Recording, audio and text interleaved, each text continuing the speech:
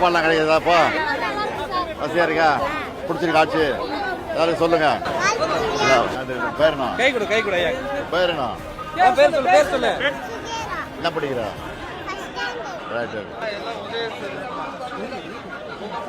வணக்கம், வாழ்த்து. மகளிருக்கு என்னென்ன செய்யறோம் தெரியுமா உங்களுக்கு? என்ன செய்யறோம்? இல்லை உங்களுக்கு எதாவது கிடைக்குதா? அதில் உங்களுக்கு உங்கள் குடும்பத்துக்கு எதாவது கிடைக்குதா?